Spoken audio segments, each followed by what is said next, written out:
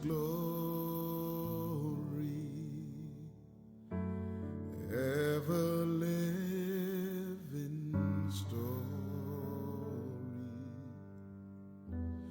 my God and Savior King, and Jesus was his name. Born in a manger, to his own a stranger, a man of sorrow, tears, and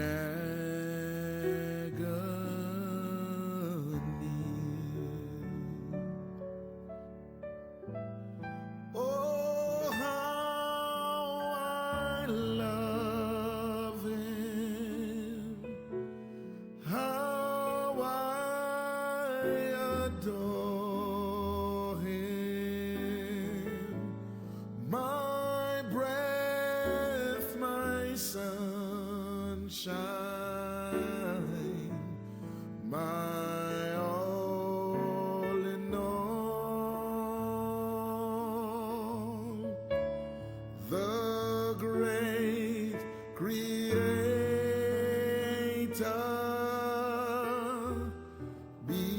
became my Savior, and all God's fullness dwelleth in him. What condescension,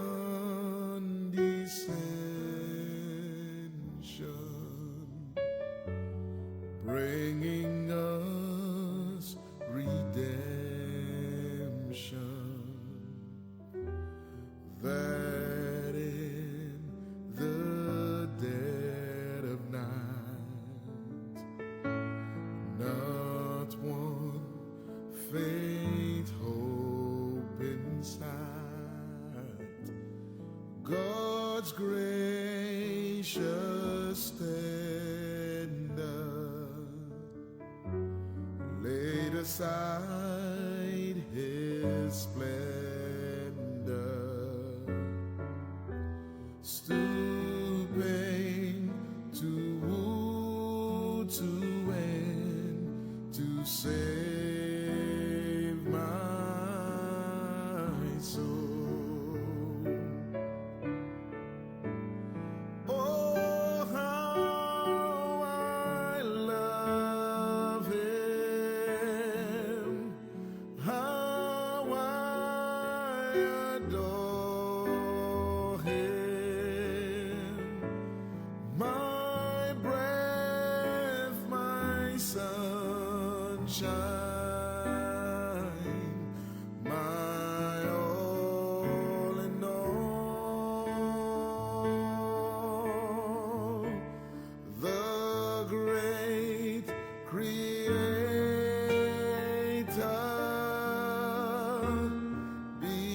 became my Savior, and all God's fullness dwelleth in him.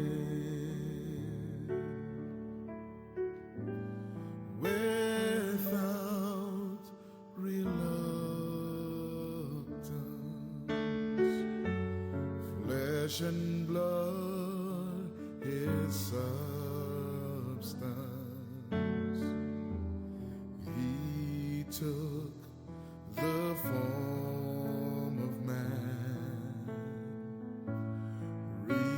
revealed the hidden plan. Oh, glorious mystery, sacrifice of Calvary,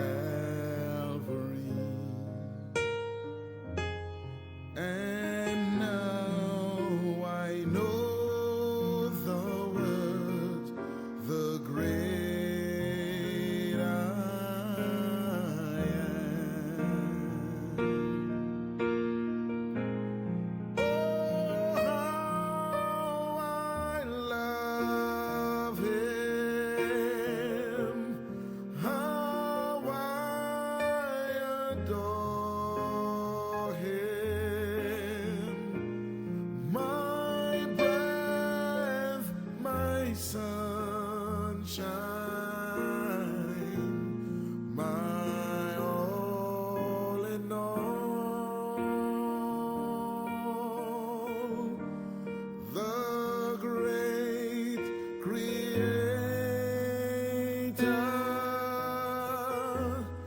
he became my Savior, and all God's fullness dwelleth in him.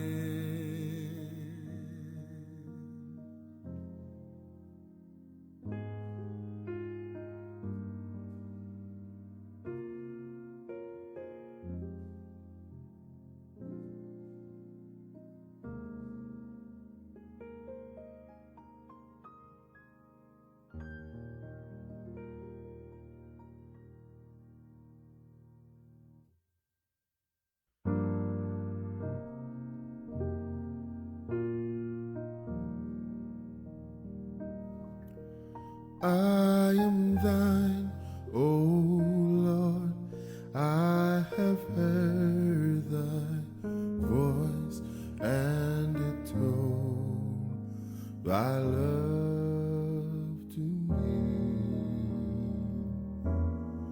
But I long to rise in the arms of faith and be closer drawn to thee. Draw me nearer, nearer, blessed Lord, to the cross where thou hast died. Draw me nearer, blessed Lord, to thy precious bleeding side. Consecrate me now to thy service, Lord, by the power of grace divine. Let my soul look up with a steadfast hope, and my will be lost in thine. Draw me nearer, nearer, blessed Lord, to the cross where thou hast died. Draw me nearer, nearer, blessed Lord, to thy precious bleeding side. Oh, the pure delight of a single hour that before thy throne I spent, when I kneel in prayer and with thee, my God, I commune as friend with friend. Draw me nearer, nearer, blessed Lord, to the cross where thou hast died. Draw me nearer, nearer, blessed Lord, to thy precious bleeding side. There are depths of love that I cannot know till I cross the narrow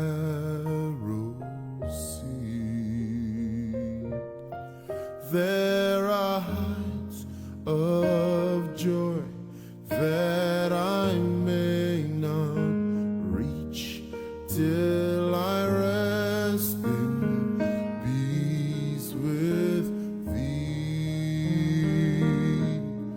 Draw me nearer, nearer, blessed Lord, to the cross where thou hast died. Draw me nearer, nearer, blessed Lord, to thy precious bleeding side.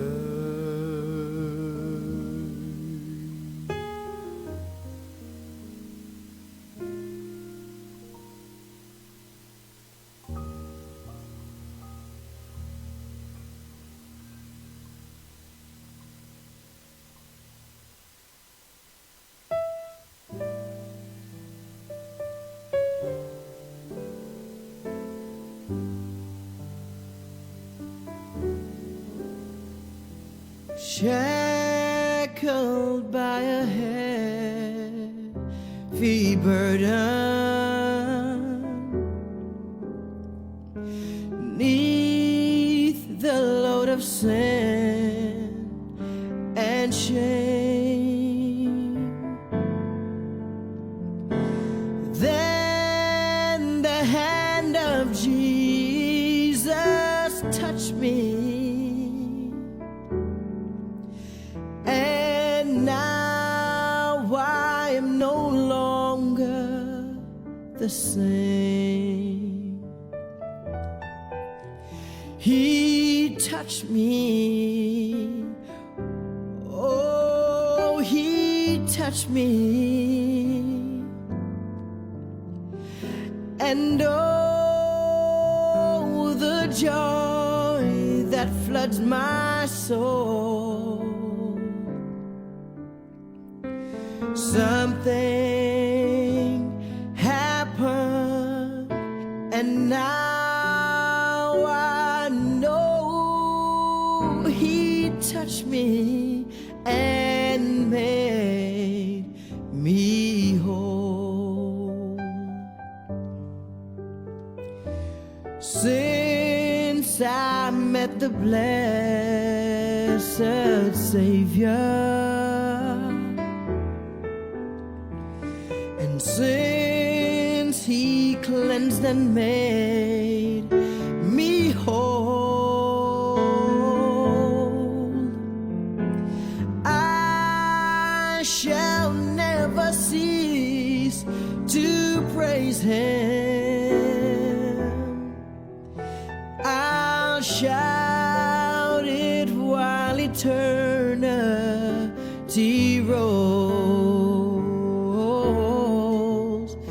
He touched me, oh, he touched me,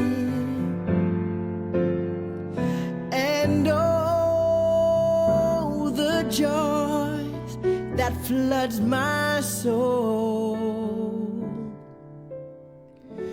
Something happened, and now I know he touched me and made me whole. Oh, he touched me, oh, he touched me, and oh, the joy that floods my soul. Something happened, and now I know he touched me and he made me whole.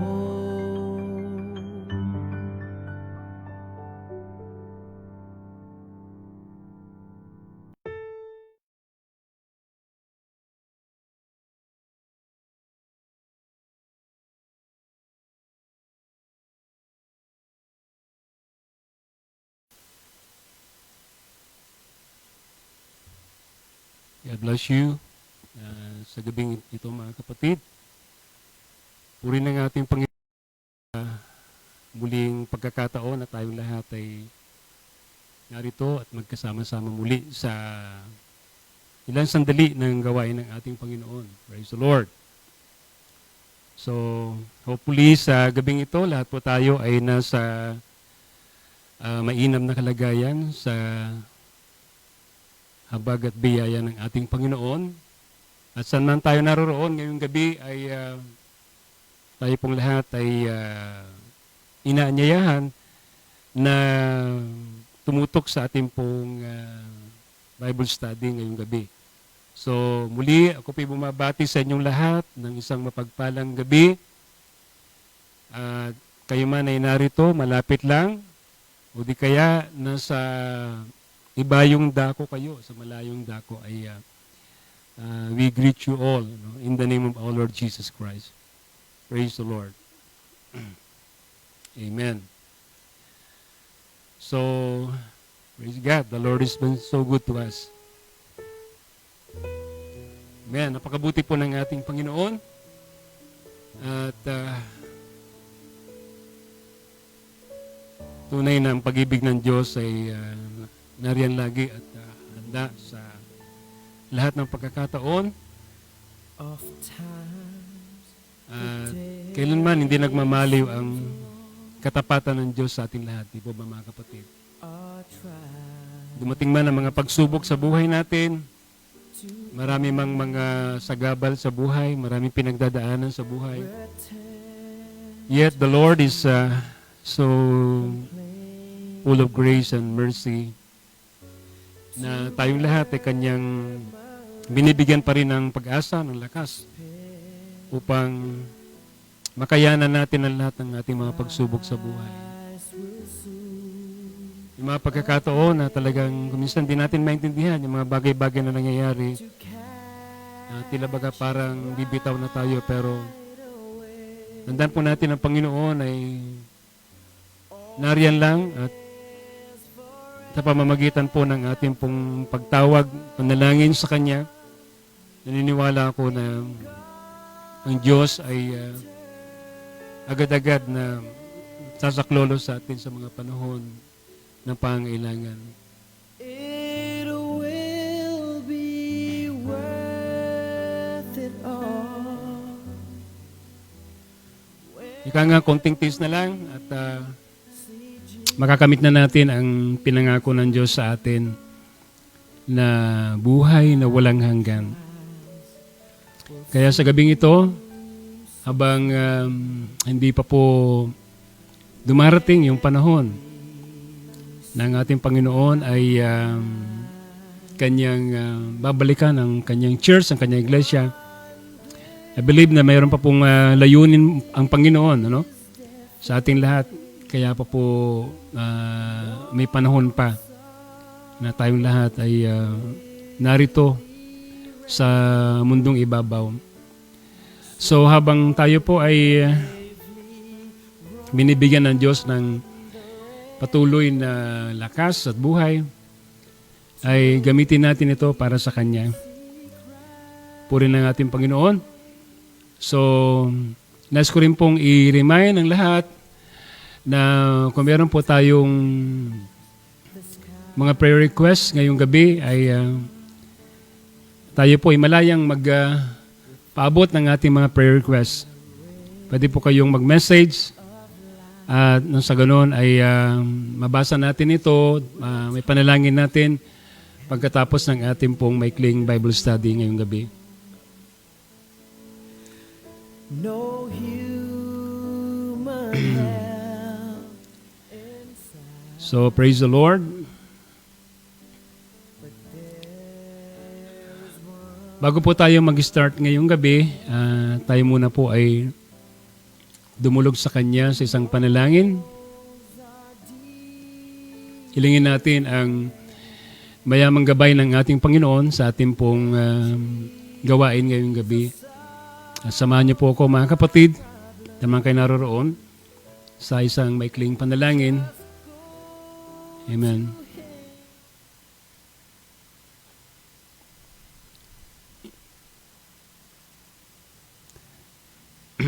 imo ko po tayo manalangin sa ating Panginoon.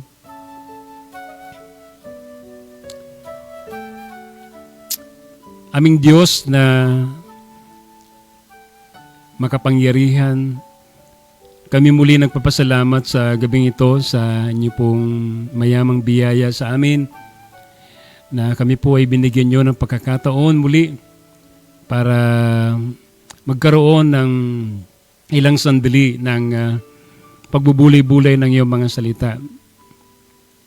Salamat Panginoon dahil may ganitong pagkakataon na kahit malayo ang bawat isa, ay nagagawa pa rin naming makipag-ugnayan, Panginoon, sa bawat isa.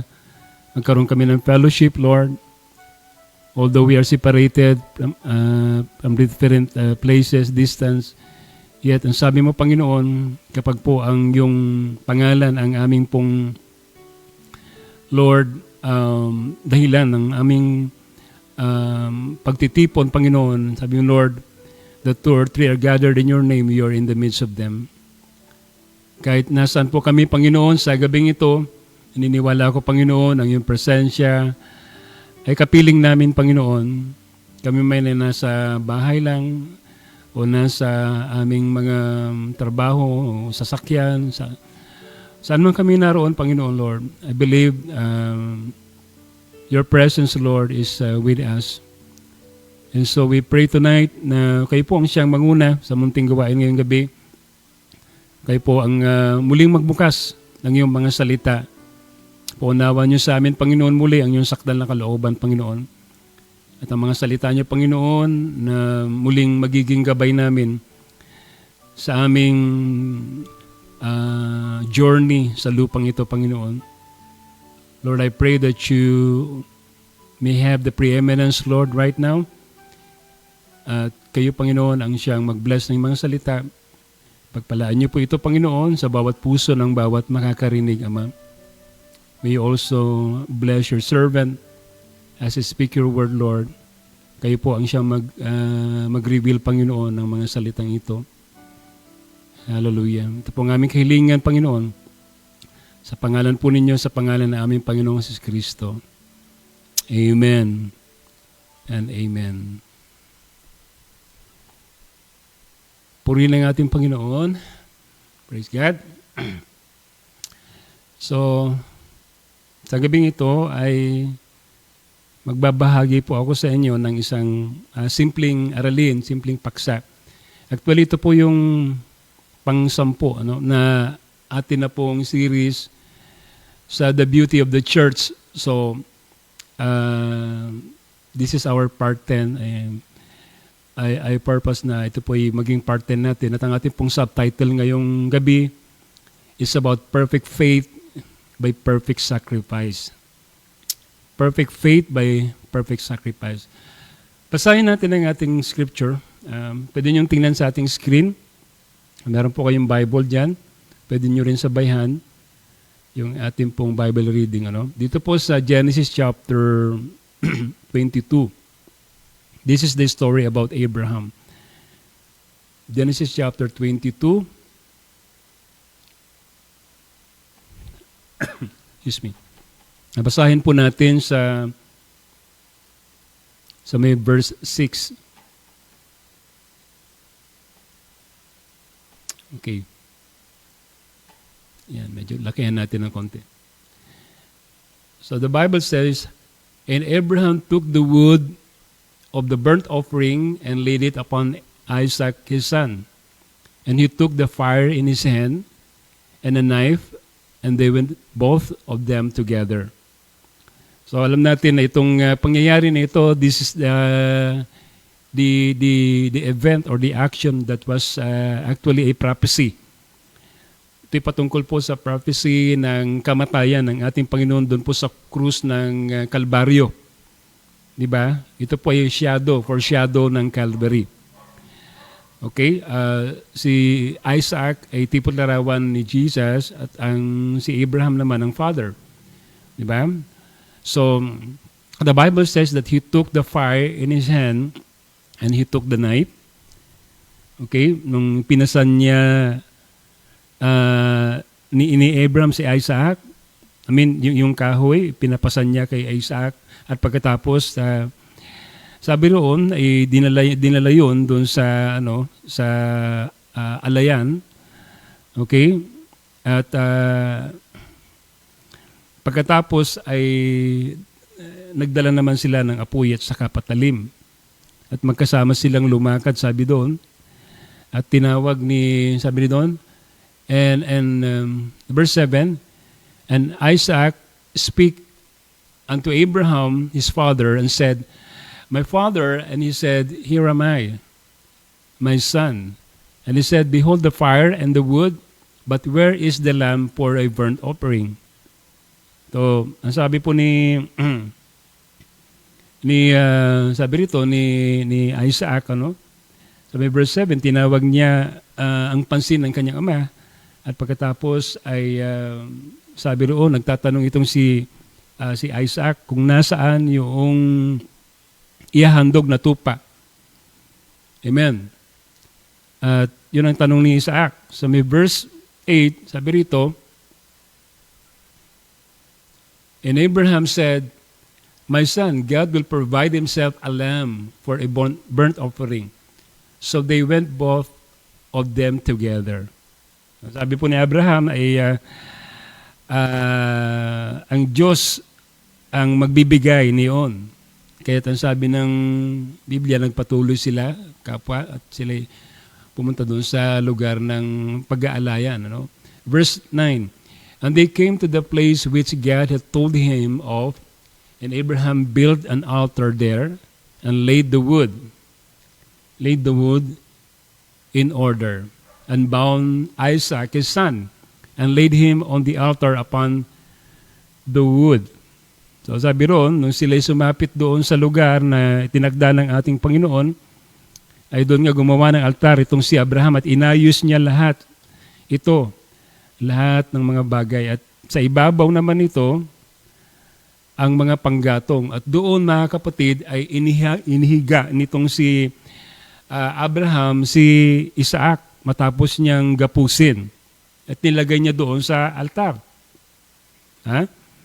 Amen. And verse 10 said, And Abraham stretched forth his hand and took the knife to slay his son. So itong si Abraham daw, sabi rito, mga kapatid, ay kanya pong iniunat ng kanyang kamay para, ang sabi doon, saksakin niya ang kanyang anak. Amen. si Isaac, praise the Lord. And then, ang sabi ng Biblia, sa may verse 11, And the angel of the Lord called unto him, out of heaven, and said, Abraham, Abraham. And he said, Here am I. So, pagkatapos po noon, ay sabi roon, tinawag siya ng anghel. Amen. Mula sa langit, sabi, Abraham, Abraham. At ang sabi ni Abraham, narito po ako, sagot ni Abraham. May verse 12. And he said, Lay not thine hand upon the lad, neither do thou anything unto him. For now I know that thou fearest God, seeing thou hast not withheld thy son, thine only begotten son. So ang sagot ng anghel sa kanya, huwag mong patayin ang bata. Huwag mo siyang saktan, sabi ng Biblia. Natitiyak ko ngayon na handa kang sumunod sa Diyos sapagkat hindi mo pinagkait sa Kanya ang kaisa-isa mong anak. Then, so verse 13, ang sabi rito, And Abraham lifted up his eyes and looked, and behold, behind him a ram, caught in a thicket by his horn. And Abraham went and took the ram and offered him up for a burnt offering in the stead of his son. So paglingon, pagkatapos ang sabi ng anghel sa kanya na napatunayan ngayon na mahal mo ang Diyos kaysa sa iyong bugtong na anak, ay paglingon po niya, ay nakita po niya ang isang lalaking tupa na ang kanyang sungay ay nasabit sa sanga ng kahoy. At ito'y kinuha ni Abraham pagkatapos ito ang inihandog niya sa halip, sa kanyang anak na si Isaac. Pagpalain ng Diyos ang kanyang mga salita ngayong gabi. Praise the Lord. So ang ating topic is about perfect faith by perfect sacrifice. Now, hindi po tayo, nung una, gusto kong sabihin sa inyo lahat, hindi po tayo magkakaroon ng isang sakdal na pananampalataya kung hindi tayo nakakatiyak doon sa sakdal na alay, na inialay sa atin. Ba? At hindi tayo magkakaroon ng katiyakan ng dakilang pananampalataya kung hindi mo naunawaan yung patungkol sa sakripisyo ng ating Panginoon. So sa panahon natin ito, kailangan natin ito para magkaroon tayo ng dakilang pananampalataya. So gusto nating tignan ang paksa na ito in the light of the message of the hour. Sapagkat alam natin ang mensahe na ipinadala ng Panginoon sa atin sa panahon nito, ang talagang magkakalob sa atin ng sakdal na pananampalataya by showing us the true reality, the magnitude of reality of the perfect sacrifice of God na pinunubay sa atin, okay, sa ating panahon. Amen. Now, gusto kong basahin ang 1 John chapter 2, verse 1 and 2.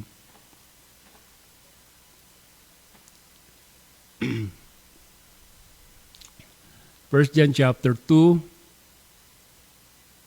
verses 1 and 2. Right, the Bible says, my little children, sabi rito, excuse me, my little children, these things are right unto you, that ye sin not. And if any man sin, we have an advocate with the Father, Jesus Christ the righteous. Okay? Ang sabi sa verse 2, tuloy natin, and He is the propitiation for our sins, and not for ours only, but also for the sins of the whole world. Okay. Now, ang sabi po rito, sa talatang ito, na sinasabi rito ni John na tayo po ay nagkasala. Di ba? Maliwanag po yun. Wala naman pong pwedeng magsabi rito na hindi siya nagkasala. Walang tao na matuwid, sabi doon, lahat ay nagkasala. Dahil nagkasala tayo, sabi doon, ang kabayaran ng kasalanan ay kamatayan. Okay, yun po talaga ang judgment ng Diyos sa kasalanan. Pag tayo po ay nasumpungan sa ganong kalagayan, yun po ay nangangahulugan ng kamatayan. Diba? So lahat tayo ay nagkasala. Lahat tayo nagkasala.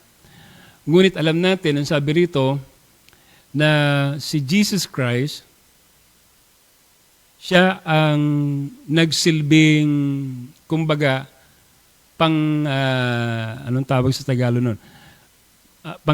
Yung appease, to appease, your propitiation, sabi ron. Pampalubag loob, yon.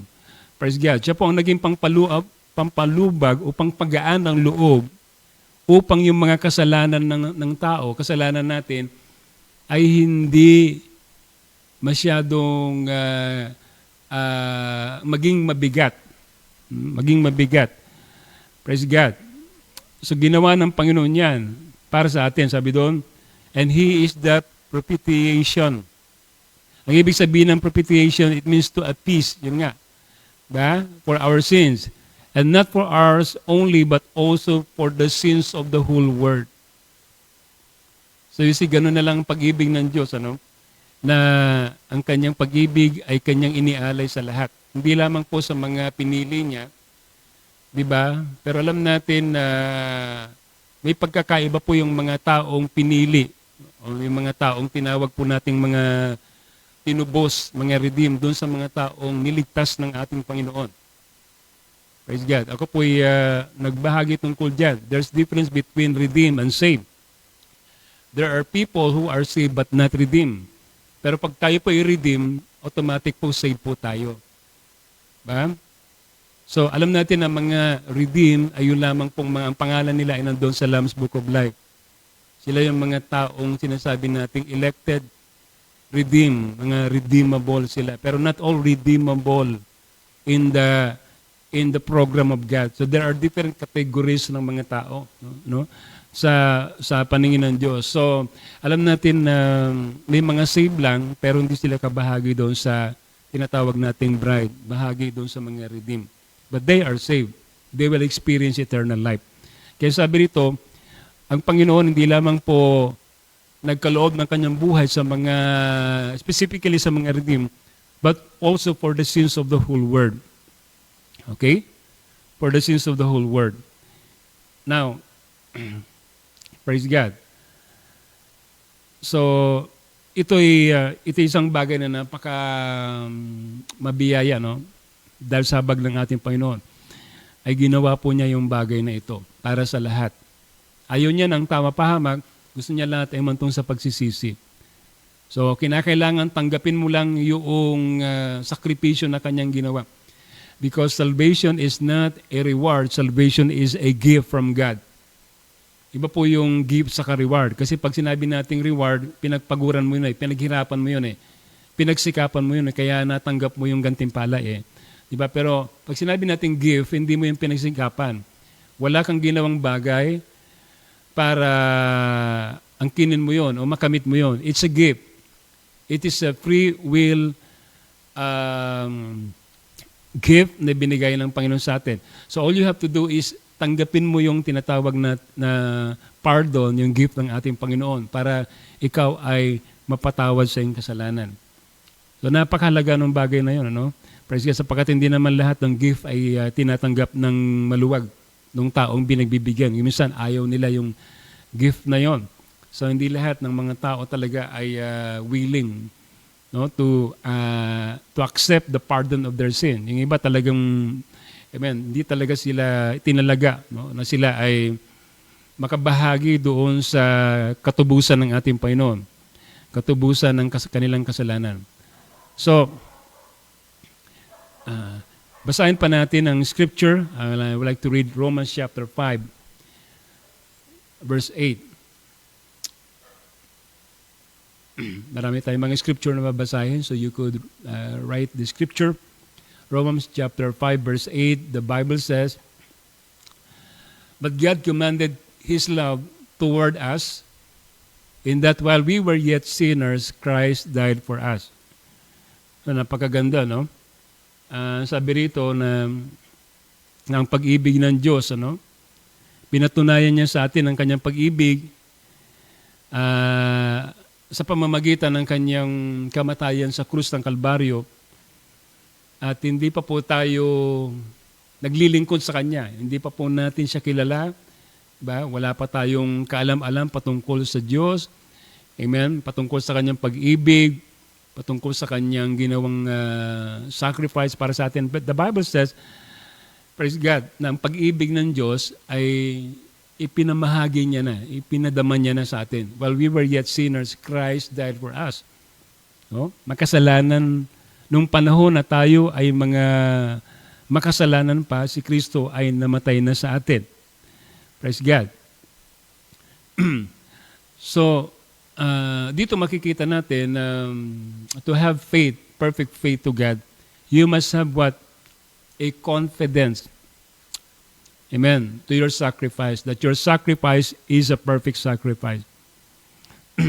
At dito makikita natin yung, dito lang natin makikita, kapag naunawaan natin ito, yung kadakilaan ng kasakdalan ng pag-ibig ng Diyos na ginawa niya, okay, in behalf sa ating Panginoon, praise God, ang ating mga kasalanan, ang buong sanlibutan, kasalanan ng buong sanlibutan, sabi rito ay kanyang pinasan, kanyang binayaran, praise God, so that you could have freedom, o di kaya walang condemnation sa iyo ang kasalanan. You see, no, ang sabi ng Bible, mga kapatid, na He became sin that we might become righteousness. Okay? So, dapat sana tayo yung mamatay. Dapat sana tayo yung mapako sa krus. But inako lahat ng Panginoon ang lahat ng bagay na ito upang sa ganon ay mamuhay tayo o tayo ay mawala doon sa sumpa ng kasalanan, and we will going to live above the condemnation of sin. Sana nawa natin yung bagay nito, no? At ma-appreciate natin ang pag-ibig ng Diyos sa atin. Hindi pa pala ako tumatanggap sa Kanya, hindi ko pa siya nakikilala, namatay na pala siya para sa akin. Praise the Lord. Sa Ephesians chapter 3, verse 11 and 12, may purpose ang Panginoon na sinasabi rito. At dapat po nating makita na lahat ng bagay nito, alam natin nakasulat na eh. Lahat ng bagay nito ay nasa Kanya ng kaisipan. Okay, in Ephesians chapter 3, verse 11, the Bible says, according as He has chosen us in Him. Okay? According to the eternal purpose which He hath purposed in Christ Jesus our Lord. May purpose, eternal purpose ang ating Panginoon. At ang eternal purpose niya na ito ay naihayag ng lubos. No? Nung siya po ay nagkatawang tao dito sa lupa. And verse 12 said, in whom we have boldness and access with confidence by the faith of Him. Tingnan nyo. Now, sa kabila nung ating pagiging hindi karapat-dapat, now, sabi rito, ang layunin ng Diyos ay gusto niyang maibalik tayo. No? Mailapit tayo muli. So, ginawa niya yung layunin na ito, amen, sa pamamagitan ng pagkakatawang tao dito sa lupa. Praise God. At sabi rito, para tayong lahat ay makalapit ng may kapanatagan ang loob. Na wala pong condemnation sa ating mga puso. Yan ang kagustuhan ng ating Panginoon, di ba? Na tayo magkaroon ng access sa Kanya with boldness and with confidence by faith in Him. Kasi talagang hindi ka pa pwedeng makalapit sa Kanya sa ganyang kalagayan na ikaw ay makasalanan, marumi ka. No? Pero ginawa tayong malinis, ginawa tayong matuwid ng Panginoon. At dahil doon, sabi ron, meron na tayong ngayong karapatan o di kaya meron na tayong maaring laya na lumapit sa Kanya, sa Diyos, at magtiwala sa Kanya dahil sa Kanyang ginawa para sa atin. So boldness and access with confidence can only come by having a complete confidence and faith in Him. Tandaan po natin yan, na siya ang kumuha ng ating lugar. No? Praise God. So, doon lamang po tayo makakalapit sa Kanya kapag naunawaan po natin ang bagay nito. And so, nakita natin na ang mensahe sa panahon natin ito ay binibigyan tayo ng malinaw na understanding ng revelation at itinatas niya yung ating pagkaunawa, no? Patungkol dito sa dakilang sakripisyo na Kanyang ginawa. Itong ginawa niyang pagtubos sa atin. Praise the Lord. So doon sa ating opening scripture, mababasa po natin na si Abraham, sabi roon, at saka si Isaac, kay kapos sila pumunta doon sa bundok, di ba? Pumunta sila doon sa bundok. Dahil kinuusap ng Panginoon itong si Abraham na iyalay niya ang kanyang anak, yung bugtong niya anak na si Isaac. At hindi alam ni Isaac yun, na siya pala yung gagawing alay. No? At nung sila pumunta doon sa bundok, alam natin na may mga alipin silang kasama.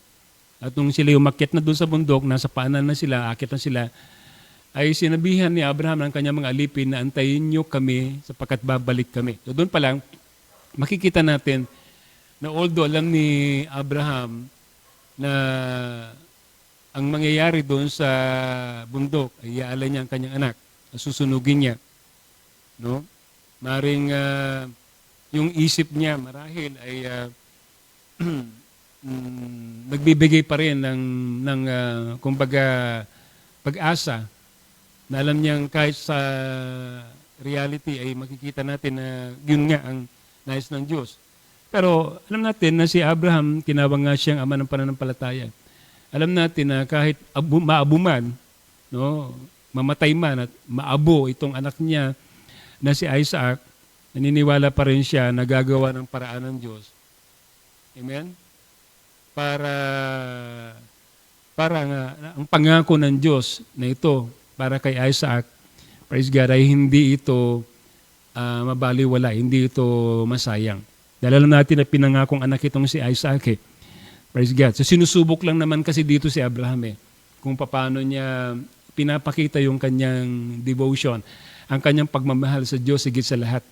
So he didn't withdraw the only child that he has. You know, alam natin na si Isaac, kung titignan natin, miracle child siya Bakit? Kasi pinanganak si Isaac, 90 years old na si Sarah. At pagkatapos, 100 years old na itong si Abraham. Kumbaga, napaka-imposible na talaga. Pero there's nothing impossible with God. Amen? Dahil pinangako niya, pinrovide niya yung pangakong anak na si Isaac. So, alam natin na kung hindi lamang ang Diyos ang siya nangako, talagang napakahirap na sila ay magkaroon ng anak. But God is faithful to His word. So, alam natin na alam ni Abraham yun. Amen? Na kayang i-resurrect ng Diyos si Isaac kahit na siya yung maabo. Why? Because he is the promised son na ibinigay ng Panginoon sa mag-asawang ito. So alam natin nung kanya ng akmang itatarak yung punyan sa dibdib ni Isaac, ay sinawata siya ng anghel at sabi sa kanya ay huwag mong gawin yan. Ngayon napatunayan ng Diyos na mas mahal mo siya kaysa yung bugtong na anak mo. Now, my point is this, gusto ko pong i-focus kasi doon sa i-focus doon sa yung ang sabi ng Bible na ang Diyos ay magpo-provide. Kaya nga tinawag na lugar na yun na tinatawag doon sa pagkakataon na yun ng Panginoon na Jehovah Jireh. Our God is provider. Dahil ang sabi doon ay nag-provide ang Panginoon ng isang tupa. And we know that this ram that was caught, the Bible says, yung kanyang sungay ay nasabit doon sa sanga, ay hindi po ito tupa na ligaw. No? Hindi ito tupa na naligaw. Praise God. Imposible po yun. Dahil, sabi ng prophet, sabi niya, kung sakaling may tupang naligaw sa dako na yon, ay hindi na po magtatagal yung kanyang buhay. Dahil ang daming mga mababangis na mga hayop doon. Sigurado siya ay kakainin ng mga mababangis na hayop. Praise God. But the prophet said, ang tupa na yon na nandoon ay lumitaw. From nothing ay nag-appear siya. Nagsalita ang Diyos, nag-provide ng Panginoon, nagpalitaw siya ng tupa. Amen? Na hindi galing kung saan. Take note, hindi po yung tupa, ganyan kayo mabuti, hindi po yung tupa na ipinanganak. What I mean is that, amen, that lamb did not come by sexual conception. Wala pong tatay at nanay yun. Yun talaga ay tupa na direktang create through the spoken word ng Diyos. Bakit? Amen. Kaya ko sinasabi ito kasi para makuha natin yung shadow at maiakma natin doon sa reality. Kasi yung lamb na yun is no other than the Lord Jesus Christ. At alam natin si Jesus Christ ay created, amen? Creation siya, amen? Doon sa sinapupunan ng babae. Now, Jesus was the lamb. And He was directly created in the womb of the woman, Mary.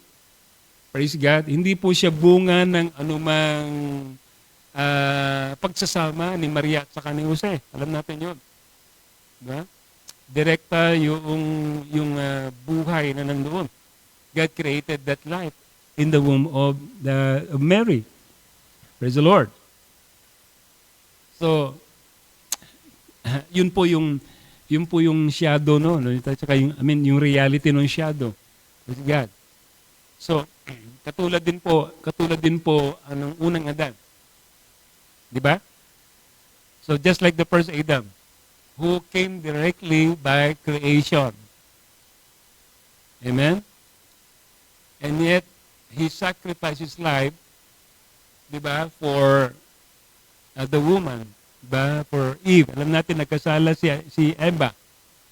At ang ginawa ni Adan ay ang kanyang naging participation doon ay kanyang dinamayan, no? Itong babae, itong si Eva. Okay? Sapagkat kung hindi niya gagawin yun, sigurado siya ay mamamatay. Kasi yun ang sabi ng Biblia, the day you eat thereof, the day you will die. So, para ang babae, itong kanyang bahagi ay hindi mamatay, kinakailangan niyang damayan sa pamamagitan ng pagpapanumbalik, pagkakaloob niya ng kanyang sarili, i-redeem niya. Praise God, yung babae. Amen? So that was the pattern. Alam natin yung ikalawang Adan, yun din ang ginawa niya sa iglesia. Yun po yung pattern, no? Doon sa ikalawang Eva, ang church.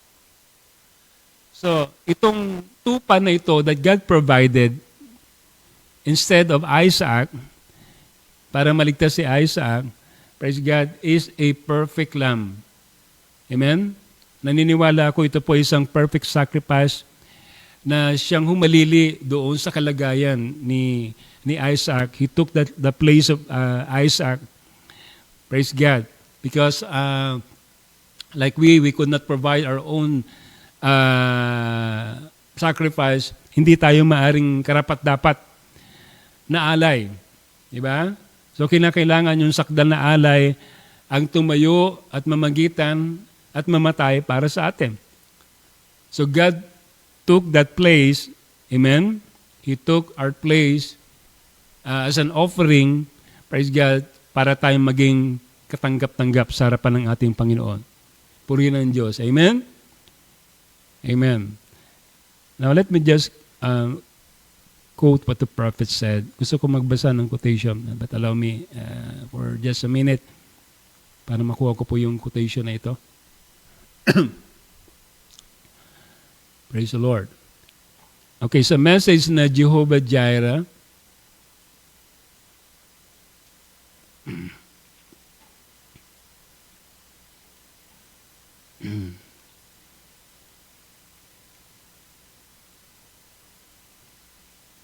praise the Lord.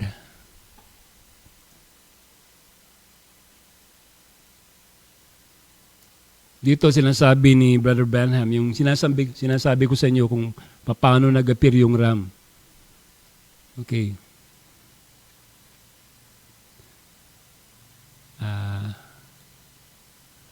Dali lamang po.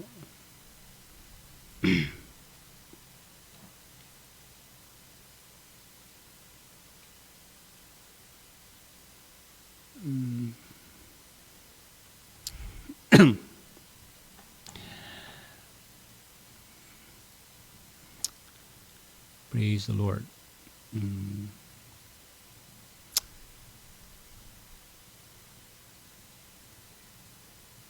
Okay, dali lang. Hanapin ko po yung quote sandali. Praise the Lord. Bear with me.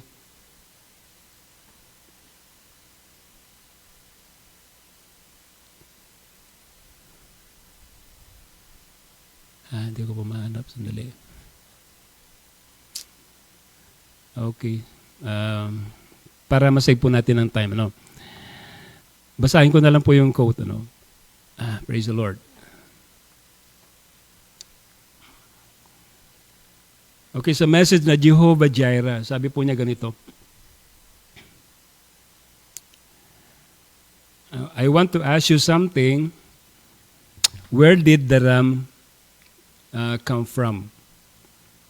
Now he was 100 miles from civilization. He was up on the top of the mountain where there's no food, okay, nor neither water. Where did that ram come from? Okay, you know who it was? It was Christ, sabi niya. The lamb slain before the foundation of the world. Now God created the ram because there was the need for one. It wasn't a vision. No, he never saw a vision. He laid the ram up and cut it, and blood ran out of his throat, and it was a sacrifice. It wasn't a vision. It was actually a ram. It was a ram that died there. Amen. So, anong nangyari doon? Anong nangyari doon? So, nakita ng Diyos yung pangangailangan yan sa panahon na yon. So, God provided a ram. And He spoke the word, and then it comes into existence. At, praise God, sabi ng prophet dito, hindi po vision siya, hindi siya pangitain. No, hindi siya pangitain, kundi ito po yung totoong nangyayari, ito po yung totoong tupa na lumitaw. Kasi ang sabi ni Brother Branham, praise God, ginilitan nito ni Abraham. At pagkatapos yun ang kanyang ginawang sacrifice in behalf of Isaac. Praise God. So makikita natin dito that God will provide Himself a lamb for a burnt offering. Kaya na sabi ni Abraham, di ba? Praise God. So makita natin na ang Diyos, amen, alam niya na kailangan talaga na ang dugo lamang ng tupa ang paraan para ang kasalanan ng tao ay mapatawad. Kaya itong tupa na ito, sabi niya, ito po ay napaslang na before the foundation of the world. Bago pa nagkaroon ng kasalanan, the Bible says that the lamb was already slain before the foundation of the world. So hindi ang kasalanan ang nauna, kundi ang kasalanan ay yung pangbayad sa kasalanan. Dahil nakita na ng Diyos na ang tao ay mahuhulog sa kasalanan. So doon pa lang sa isip niya, ay nag-provide na siya ng tupa, amen, ng lamb para tubusin tayo. So isa yan sa pinaka-central theme ng plano ng Diyos. Na siya yung maging redeemer natin. Amen? Siya ang ating maging tagapagtubos, praise God, sa lahat ng ating mga kasalanan. So yan ang pinaka-sentro ng titingnan natin yung pinaka-center ng Bible, no? Ang Bible ay naka-focus lamang doon sa love story ng Diyos, kung paano ang Panginoon ay nagplano na tayo ay Kanyang tubusin. Amen? Ito yung bunga ng Kanyang pagmamahal sa atin. Praise God. Yun ang nagudyok sa Kanya para gawin yon. Alam natin yun, di ba? Napag-aralan natin ng linggo. Di ba? If it's not of love, it's nothing. Meron nga pong kanta, di ba? If there isn't love. No? So, lahat ng bagay, kinakailangan ay gawin ng Panginoon, praise God, out of His love para sa atin. So, makita natin na He provide everything because of His love to us. Now, sa Acts chapter 20, verse 28, ang sabi rito, Acts chapter 20, verse 28. Amen. I hope na lahat tayo ay, amen, na be blessed sa salita ng Diyos. Acts chapter 20, verse 28. Okay, the Bible says, ito sabi ni Pablo, sabi niya na, take heed, therefore, unto yourself, and to all the flock over the which the Holy Ghost had made you overseers, to feed the church of God, which He had purchased with His own blood. Amen. So, tinubos ng Panginoon ang iglesia sa pamamagitan, sabi rito, ng Kanyang sariling dugo. Praise God. Hallelujah. So when God provide a sacrifice for us, okay, on our behalf, now alam natin na lahat ng maaring anong tawag doon? Lahat ng imperfection, lahat ng maaring makikitang bahid or anumang kapintasan, praise the Lord, ay inayos na ng Panginoon, inaddress na ng Panginoon ang mga bagay na yon. Upang sa ganon, praise God, walang makahihigit doon sa tinatawag nating alay na yon, na walang magsasabi na naligtas tayo dahil sa ating mga mabubuting gawa. No? Hindi dahil sa ang Diyos tinanggap tayo kasi mabuti tayo, matuwid tayo. No? Hindi po yan nagpapagaan ng galit niyo sa atin. Ikaw man ang pinakamabait na tao sa balat ng lupa, ikaw na ang pinakamatulungin na tao sa balat ng lupa, religyoso ka man, praise God, na hindi yun na nagpapagaan ng galit ng Diyos sa atin. The only way na gagaan lang ang galit niyo sa atin ay sa pamamagitan ng dugo na, amen, binuhos niya doon sa krus ng Kalbaryo. Diba? Sa pamamagitan ng alay, in short, na ginawa niya doon sa krus ng Kalbaryo. Na siya mismo, no, ang naging propitiation natin, na magitan para sa atin. Praise God.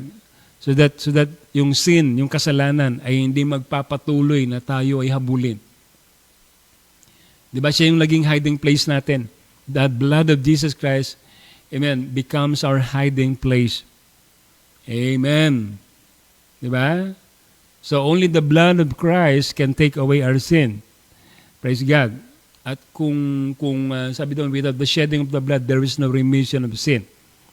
Di ba? Yan sabi ng Biblia, na kapag dumating na yung sakdal na alay, lahat na ng mga bagay na hindi sakdal at hindi ganap, amen, ay maglalaho na.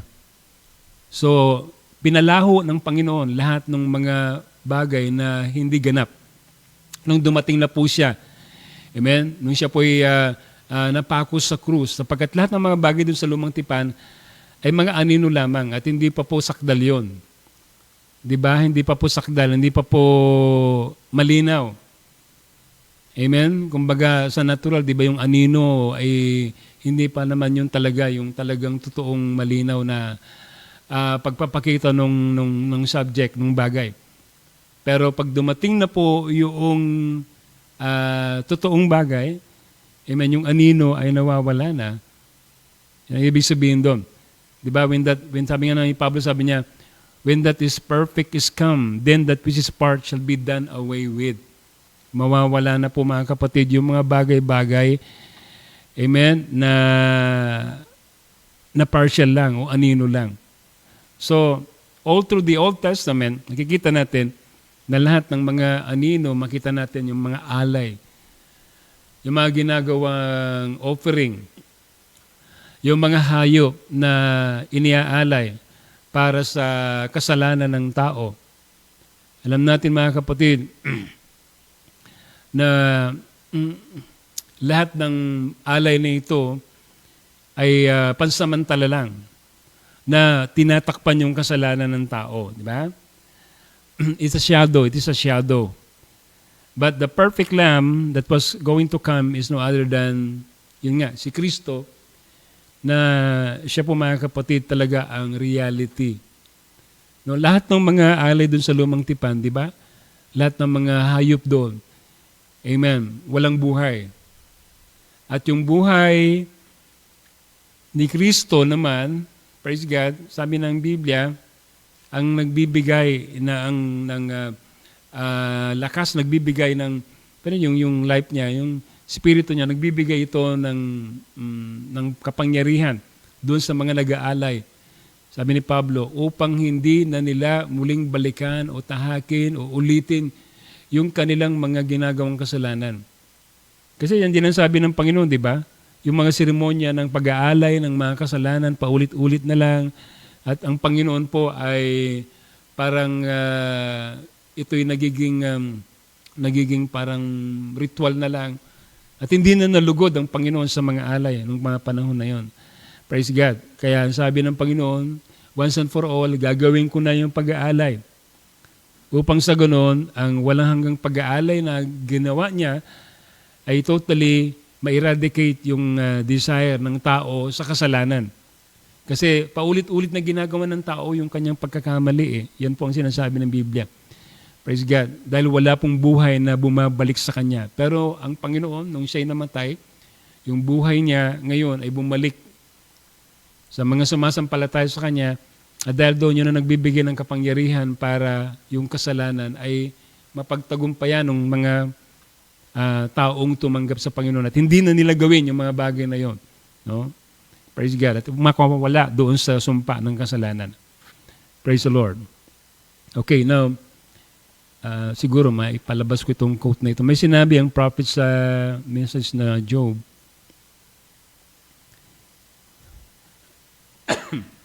Excuse me. Okay, sa message niya na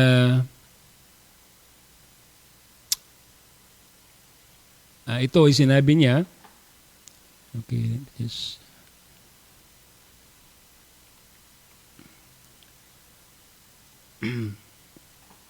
Okay, basahin natin itong quote na ito.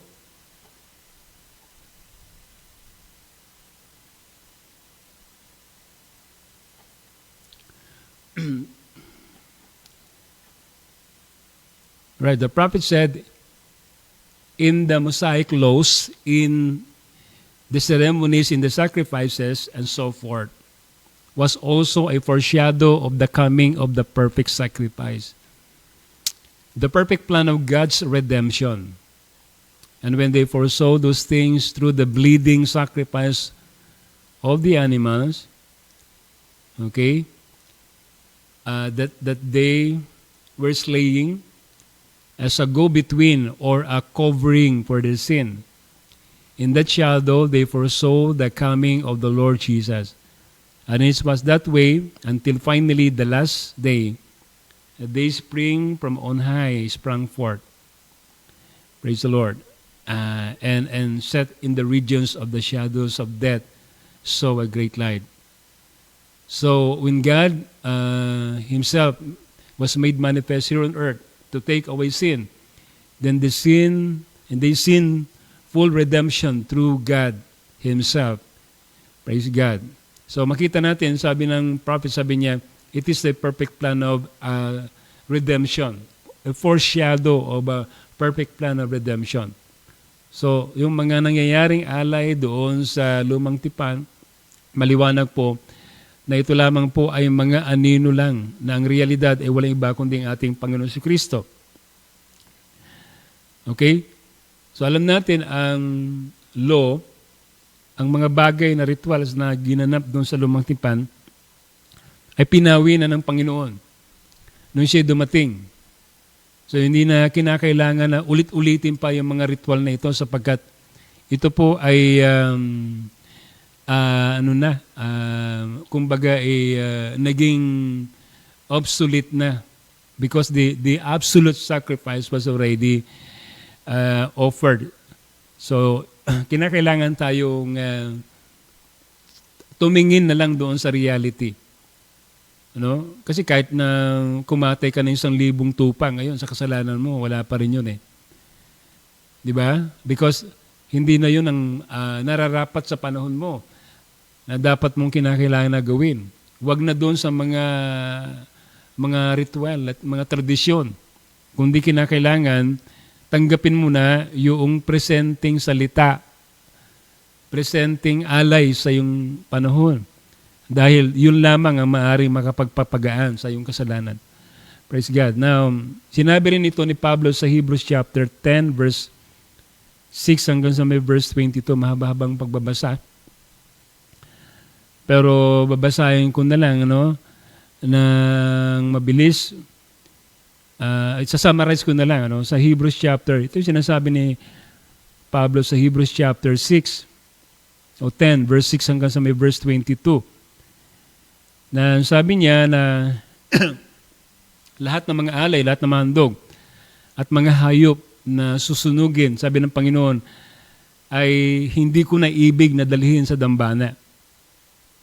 dahil hindi na ako nalulugod doon sa mga alay nito at sa mga handog na ito na sinusunog, sabi ng Panginoon. Praise God. At ginagawa para pawiin ang kasalanan ng tao. Kahit ang sabi ng Biblia, kahit inihanda mo ang aking katawan, amen? Upang maging handog. Inihanda ang Panginoon, no? Inihanda niya ang kanyang katawan upang maging handog. Kaya sabi ng Biblia, ako'y narito, O Diyos, upang sundin ang iyong kalooban. Amen? Ayon sa sinasabi ng kasulatan tungkol sa akin. Kasi alam natin, ang pinaka-purpose ng ating Panginoon kung bakit siya naririto sa lupa, na hindi lamang po yung magpagaling, hindi lamang po yung gumawang milagro, gumawa ng mga bagay na ginawa niya nung siya narito in His first coming, dami niyang ginawa, di ba? Amen. Pero ang pinaka-purpose ng Panginoon, the reason why, amen, praise God, He was manifested in the flesh is that, sabi ng Biblia, para tuparin niya yung pag-aalay ng kanyang sarili, amen, sundin niya yung kalooban, amen, na nasusulat para sa kanya. At yan ay walang iba kundi ang siya ay mamatay doon sa krus ng Kalbaryo. I-sacrifice niya ang kanyang sarili para sa kanyang mga pinili. Di ba? Amen. Kasi kung hindi, mananatili tayo na magpapatuloy doon sa mga ritual na ginagawa doon sa lumang tipan. Pero pagdating ng Panginoon, sabi ng Panginoon, lahat ng bagay nito ay hindi na kinalulugdan. Hindi na niya kinalulugtan. Praise God. Paano ang gagawin ng tao para kalugdan siya? Amen. Ito'y lamang para sa pagtanggap niya doon sa, amen, sakdal na handog para sa kanyang kasalanan. Amen. Sapagkat lahat ng mga nasa kautusan ay hindi nagsakdal sa atin. Ang nagsakdal lang sa atin ay walang iba kundi yung katuparan ng realidad sa ating panahon na ginawa ng ating Panginoon. Doon lang natin matatanggap yung perfection natin. Kaya sabi ng Panginoon na siya na parito para sundin kung ano nakasulat sa Kanya. At sa ganitong paraan, sabi doon, ay matanggal lahat ng mga naunang paraan ng tao ng paghandog. At ang sabi doon, pinalitan na ito ng handog na ginawa ni Kristo. Praise God.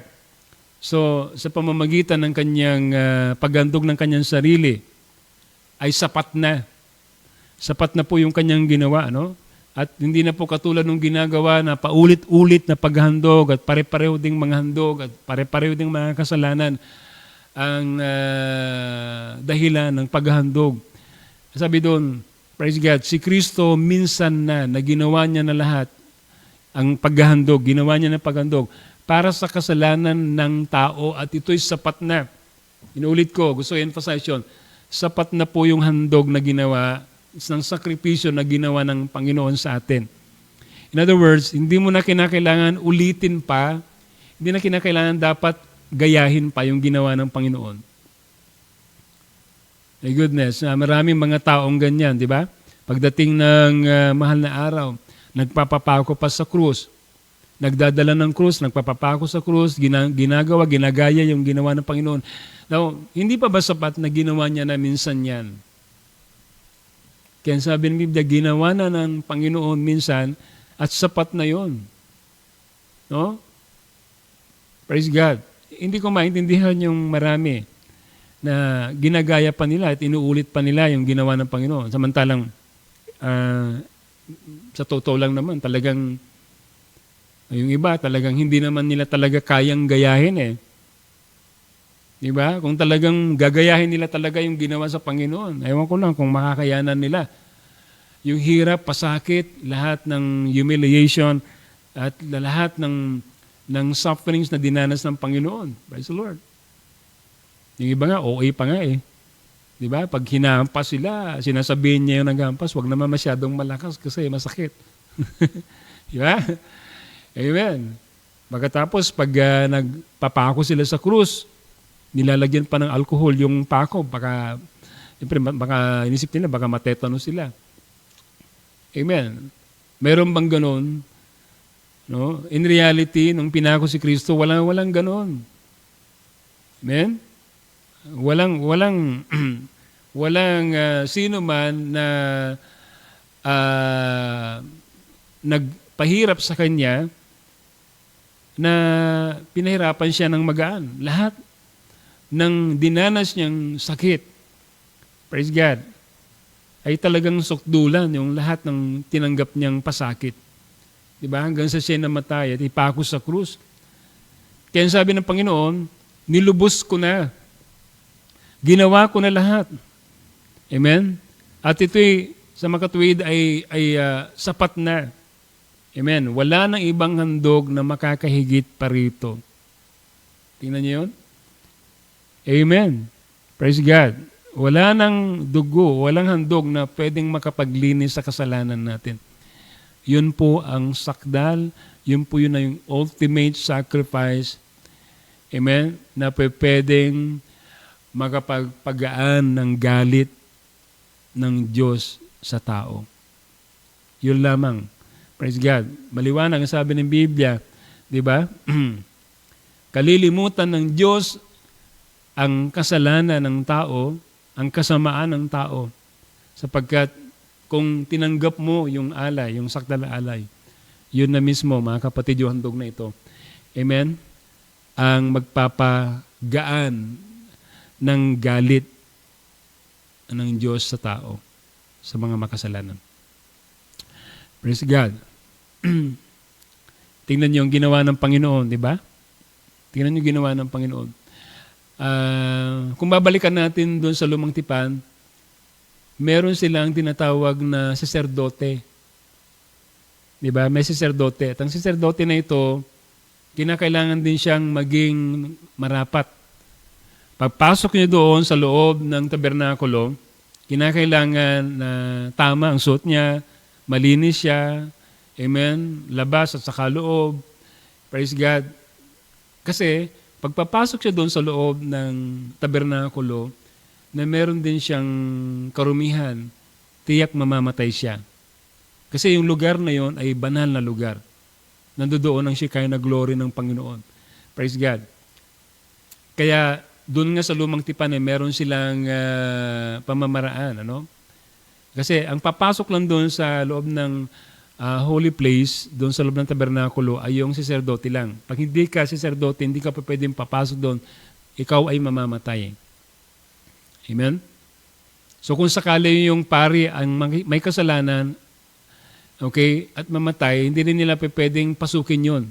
Kaya, para kunin yung bangka niya, kaya naglalagay sila ng tali sa kanyang paa at naglalagay sila ng kalembang sa kanyang laylayan ng kanyang damit. Kasi ang purpose nun, para malaman nila, pag narinig nila yung ingay ng mga maliliit na mga kalembang na yon, amen, that means to say na yung high priest ay buhay. Pero pag hindi na nila naririnig yon, ibig sabihin, patay siya, namatay siya. Hindi siya karapat-dapat. Kaya pag hindi nila naririnig yon, alam nila, namatay yung high priest at hihilain nila. At yun ang nakakalungkot. Yun ang malaking problema. No? Kasi ang high priest, siya lamang po ang pwedeng pumasok doon para mag-alay. Hindi lahat ng tao pwedeng mag-alay. Kinakailangan humarap sila sa isang saserdote. So ang saserdote ang humahawak, tumatanggap ng mga hayop. Siya ang amen? Pumapatay nito, tinitignan niya ito, at pagkatapos siya ang nagdadala ng dugo doon sa kabanal-banalang dako. Ngayon, isipin natin kung walang pari. Kung namatay yung pari, paano ng kasalanan mo? Diba? Paano kung datnang ka ng kamatayan at hindi naayos yung kasalanan mo? Hindi mo na-settle yung sarili mo sa Diyos. Hindi, pupunta ka doon sa condemnation. Pupunta ka doon, mga kapatid, sa paghihirap. Diba? Amen. So, napakahalaga nung pari, napakahalaga nung saserdote. Amen. At once a year lang po siya pumapasok doon. Once a year lang siya mag-aalay para sa kasalanan ng tao. Ngayon, ang sabi sa Biblia, na sabi ni Pablo, na si Kristo, siya na rin ang nagsilbing high priest natin. Hindi lamang po siya yung tupa na sakripisyo na alay. Amen. Siya rin po, mga kapatid, yung saserdote na nagdala ng alay, ng dugo. Amen. Doon sa loob ng tabernakulo. Praise God. Ano ibig sabihin nito? Di ba? Kung ikaw yung nag-alay ngayon, at alam mo yung tupa na pinaslang ay walang anumang bahid ng anumang kapintasan. Di ba? Sabi ng Biblia ng Panginoon, He is the Lamb that was slain that took away the sins of the world. Yun ang introduction ni John, di ba? Behold the Lamb of God who take away the sins of the world. Ang lamb na ito ay perfect. Ang lamb na ito ay without blame, without spot. Amen? Nung tinignan, in-examine, walang anumang deformity, walang anumang bagay na maaaring disqualification. Di ba? Because the perfect sacrifice Christ, amen, did not come from human conception. Di ba? Ang dugo niya hindi galing sa dugo ng tao. Ang dugo na yun ay dugo ng Diyos. That body himself is the body of God. So perfect talaga yung alay na ito. Amen. Eh ngayon, ang sabi ng Biblia na yung nagdala ng alay, yung sacerdote rin, siya rin. In other words, amen, hindi pwedeng hindi tanggapin yung alay. Hindi pwedeng hindi makarating doon sa dapat puntahan yung alay. Kasi yung nagdala mismo, siya rin mismo yung alay. Praise the Lord. Kaya sabi ni Pablo, kaya nga sabi niya, mga kapatid, tayo malaya nang makapasok doon sa dakong kabanal-banalan dahil sa dugo na Jesus. Di ba? Praise the Lord. Yun ang ginawa ng biyaya ng Diyos. Tingnan niyo, mga kapatid. Dahil sa kamatayan ni Jesus Christ sa krus ng Kalbaryo, binuksan niya sa atin yung daan, yung lagusan, para tayo, amen, ay makapunta dun sa kabila, dun sa tabing, dun sa dako na yun, na ang nakakapunta lang ay wala iba kundi yung saserdote, yung pinakapunong pari, na siyang namamahala doon sa loob ng tabernakulo. Pero ang ginawa ng Panginoon, dahil sa kanyang dugo, ay tinanggal niya na yung bagay na yon. Amen. Kasi siya na yung tinatawag nating high priest. Siya na yung everlasting high priest natin. Ibig sabihin, hindi ka na matatakot na yung high priest mamamatay at wala na mag-aalay sa iyo. Kasi yung high priest natin, wala iba kundi yung Panginoon. Di ba? Ang Diyos, mamamatay ba ang Diyos? Hindi mamamatay ang Diyos. In other words, amen, ang kanyang pagpapatawad sa lahat ng kasalanan natin ay magpakawalang hanggan. Walang katapusan. Ang kanyang paglilinis, praise God, hallelujah, ang kanyang paghuhugas, ang kanyang pagdadalisay sa atin, amen, ay walang hangganan. Purihin ang ating Panginoon. O purihin ang Diyos, mga kapatid. Hallelujah. Amen. Alam nyo, pwede ako mangusap sa inyo ng magdamag patungkol dito sa dakilang handog na ito na walang iba kundi ang Panginoon. Pero ang oras natin ay amen, medyo kinakapos na. So let me just give you some siguro mga isang scripture, 2 quotation na lang. Then magko-close na tayo. So message na the manifestation of the Holy Spirit. Okay, ilagay ko lang yung quote sa screen.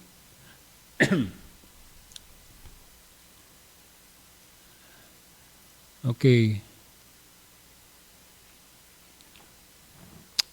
As ilang sandali tayo po yung magtatapos na.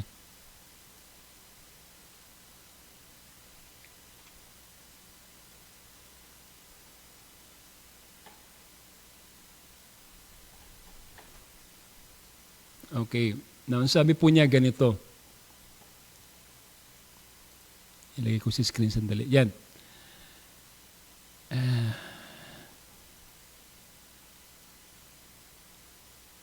So now when Jesus died at Calvary, He settled the sin question forever before the Father. Because He was a perfect sacrifice for our sin. He was our kinsman redeemer. Amen. Hallelujah. Praise God. At kung titingnan natin, He was our kinsman redeemer, you Bible scholars know what I'm speaking of. Like Boaz, no? Had to be a kinsman to redeem the lost state of Ruth. At itong si Ruth, I should say, sabi doon, pagdating doon sa Book of Ruth, babasahin natin yung Book of Ruth. Alam natin ang kwento ni Ruth at saka si Boaz, di ba? Si Ruth po ay, siya po ang manugang ni Naomi. At siya po ay nabalo. Wala na siyang asawa. Pero siya ay nagustuhan ni Boaz. Na siya ang tinatawag nating Lord of the Harvest. Siyang may-ari ng field.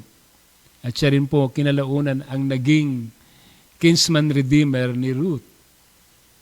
At dumating yung panahon, di ba? Doon sa dulo ng chapter ng Book of Ruth na nagkaroon ng tinatawag nga po na papakita ni Boaz ng kanyang pag-redeem dito kay Ruth. Ba? Sabi dito ni Brother Branham, and he had to make a public testimony. Kapagkat yun ang paraan, ang law of redemption, kapag i-redeem mo ang isang near kinsman mo, o di kaya yung lost na kamag-anak mo, at ikaw ang near kinsman, praise God, ang law of redemption, ikinakailangan, dalhin mo siya sa lahat ng mga tao, sa mga saksi, in public. At sasabihin mo na itong tao na ito ay yun ang tinutubos. No? Tinutubos mo na siya. So lahat ng mga bagay na nawala sa kanya ay ibabalik mo. That is one of the requirements of a redeemer. Kinakailangan you have the capacity na ibalik lahat yung mga bagay na nawala doon sa taong tutubusin mo.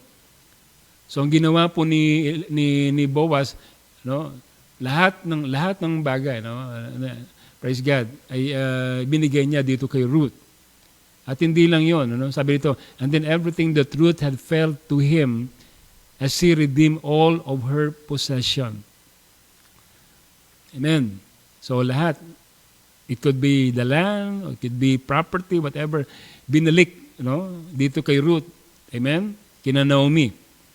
So sabi niya, of course, when he redeemed Naomi, why he got Ruth in, which is a type of a Gentile bride, and so forth. But he was a kinsman redeemer. So you see, alam natin ang kwento ni Ruth. Yan ang tinatawag nating the greatest love story. Diba? Praise God. Pagdating doon sa dulo, hindi lamang po niya ni-redeem, binalik lahat ng mga properties, position nitong si Ruth. Pero ang pinakamaganda sa lahat, ang sabi ng Biblia, ay kinuha niya si Ruth bilang kanyang bride, bilang kanyang asawa. At yan itipot larawan ng church sapagkat si Boaz tipot larawan ni Kristo. Diba? Tipot larawan tayo ni Ruth. Praise God. Tayo po yung Gentile bride na pinaglaanan ni Boaz ng kanyang sarili. Binigyan niya ang kanyang sarili. Praise God. Tinubos niya tayo at tayo ay kanyang inasawa. Hallelujah. Ganun po yung dakilang pag-ibig ng Diyos na ipinahayag po niya sa panahon na ito para po sa ating lahat. Diba? Praise God. That Christ came so that we could be reconciled to Him, so that He could be our kinsfolk, our kinsman redeemer. And He suffered all the penalty. Amen. He put Himself in behalf sa atin. He became our kinsman redeemer. Praise God. And He died and He suffered everything, but ang kapatid, alam natin, yung kamatayan niya ang nanghulugan ng katubusan, ng kabayaran ng lahat ng ating mga sala. He paid the price. Now, the price was already paid. Diba, katulad lang sinabi ko sa inyo nung linggo, di ba? Amen. Binayaran niya yung kasalanan mo. Hindi naman niya kasalanan yun eh. He didn't owe the debt. You owe the debt. No? Ikaw ang nagkasala. But he paid the debt. Amen? Tinubos ka niya. Parang, di ba? Parang katulad doon sa kwento ni Brother Branham lagi, yung tungkol doon sa pawn shop. Doon sa pawn shop, di ba? Merong nakalagay doon sa pawn shop kasi sanla at pagkatapos tubos. Di ba? Isinanla tayo dahil sa kasalanan ng ating mga magulang. Whether you like it or not, you are a sinner to begin with. Hindi ka naging makasalanan kasi may ginawa kang mali.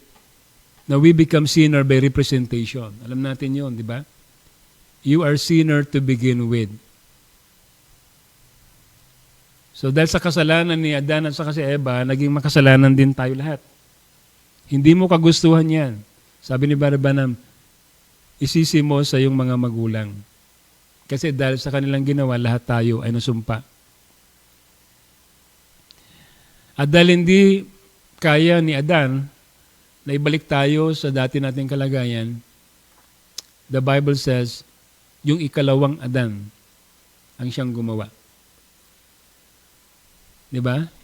He took our place. He paid the debt. Amen. Ikaw ang naisanla. Hindi mo tinubos ang sarili mo. Bagkus tinubos ka ng dugo ni Kristo. And He paid all the price. Wala siyang iniwang balanse. Paid in full nga. No? Yung kasalanan natin lahat. At ang kasalanan na ginawa mo in the past, at mga kasalanan na gagawa mo in the present, and even in the future, ay covered na ng dugo niya. Bayad na ito lahat. Di ka ba nagagalak doon? Amen? That He looked beyond your fault. Di ba? Praise God. Yun ang pag-ibig ng Diyos. Ganong kadakila ang pag-ibig ng Diyos, mga kapatid. Hallelujah. The love of God is so great. His mercy endures forever. Oh, praise the Lord. Hallelujah. At ang sabi ng prophet, sabi niya, your sin is now being forgotten. Your sin is now being put in the sea of forgetfulness. Amen? Hindi na po ito kailanman alalahanin ng Panginoon. No? Huwag mo na alalahanin yung mga nakaraan mo. Huwag mo na alalahanin yung mga kasalanan mo. Kundi, hayaan mo na yung dugo ni Kristo ang siyang totally mag-dissolve ng lahat ng guilt ng kasalanan na yan. Because He already settled. Sabi ng prophet, sabi niya, the sin question is already been settled by the blood of Jesus Christ. So all you have to do right now is to come to Him. No? Come to Him. Pagpalain tayo ng ating Panginoon. Praise God. Sa gabing ito.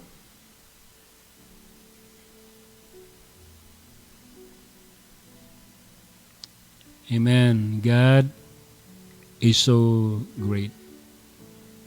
Down from His glory. Salamat po sa lahat ng mga kasama natin ngayong gabi na nanonood o nakapanood ng ating gawain. Salamat po sa inyong pananatili. Sana po napagpala po tayo lahat ng kanyang mga salita na ating pong napakinggan ngayong gabi. Sana po naging malinaw sa atin ang dakilang pag-ibig na ito ng Diyos. Ito yung pinakamahalagang bagay na dapat po nating maintindihan. Yung patungkol sa kanyang ginawang pag-aalay, dakilang pag-aalay para sa kasalanan natin. Amen. God bless us all. Praise God. Hindi ko na po mababanggit lahat ng mga pangalan natin, pero salamat po sa mga nag-response sa mga salita ng Diyos na napakinggan natin ngayong gabi.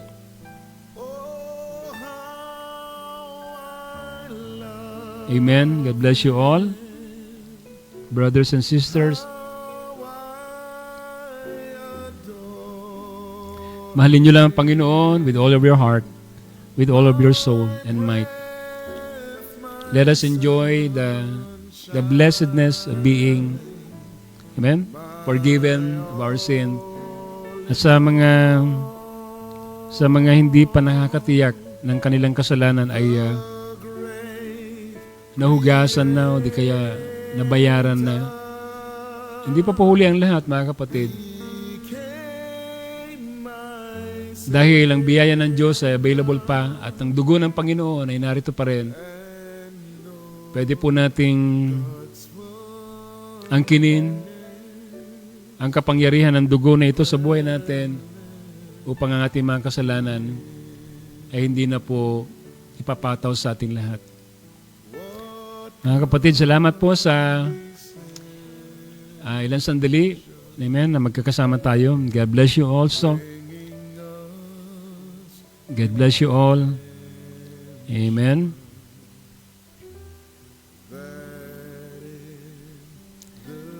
At ang dugo ng Panginoon pa rin ang patuloy na nagpapagaling sa lahat ng ating mga karamdaman. Kung meron po tayong mga karamdaman sa gabing ito, just claim the blood. Amen. God will do something.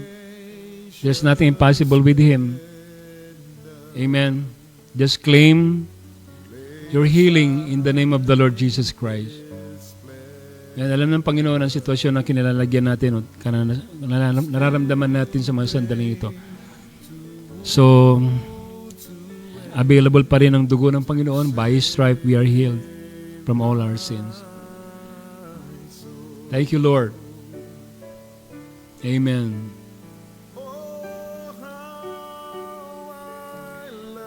Hallelujah.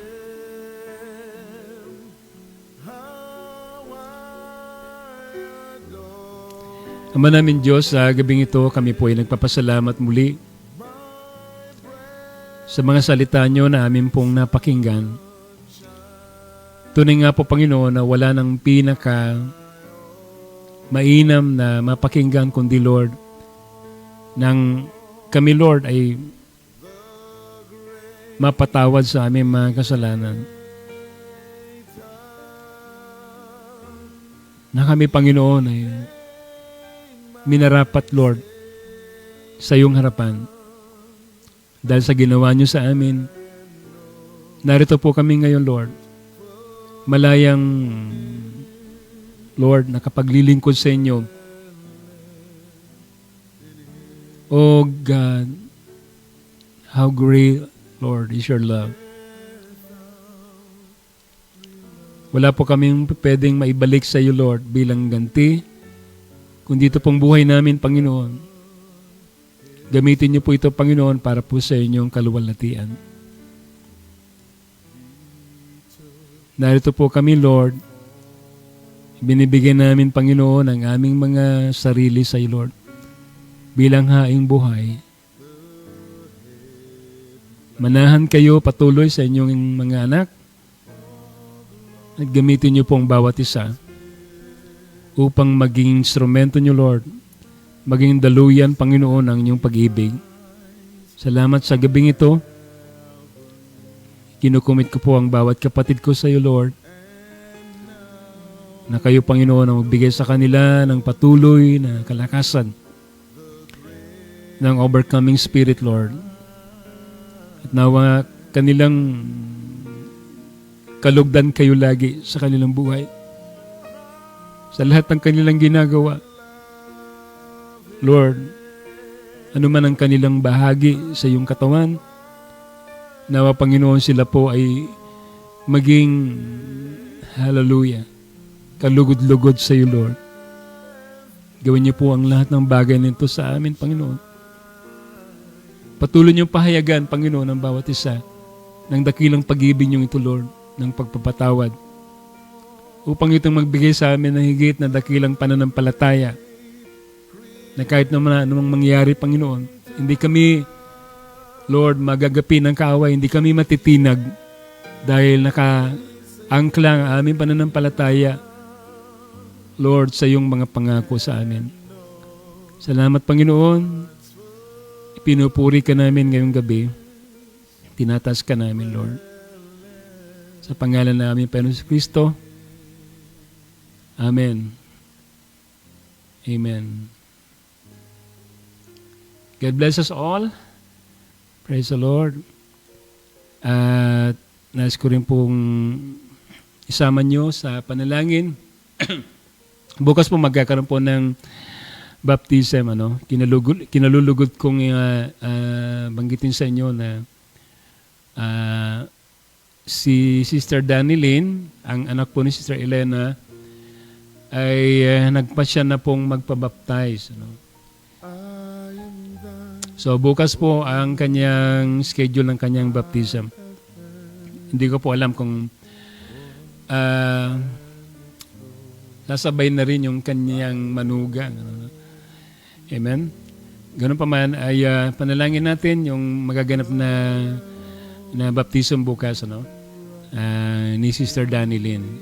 Matagal-tagal din na dumadalo ng gawain. Sister Danilyn, salamat din at ngayon na po ay binuksan na ng lubos ang kanyang puso at siya po ay nagpasya na tanggapin ng Panginoon bilang kanyang personal na tagapagligtas.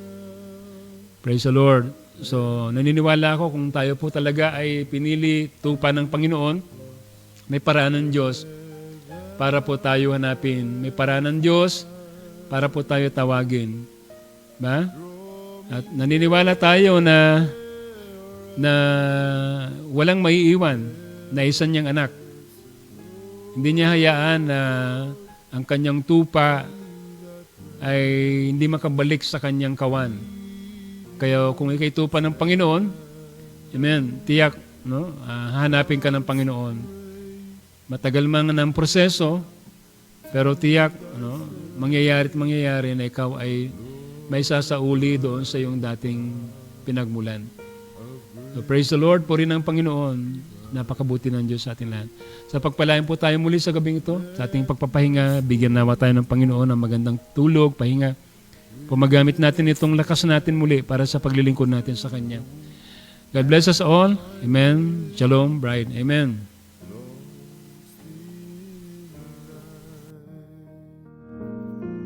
Draw me nearer, nearer, blessed Lord, to the cross where Thou hast died. Draw me nearer, nearer, blessed Lord, to Thy precious bleeding side. Oh, the pure delight of a single hour that before Thy throne I spent.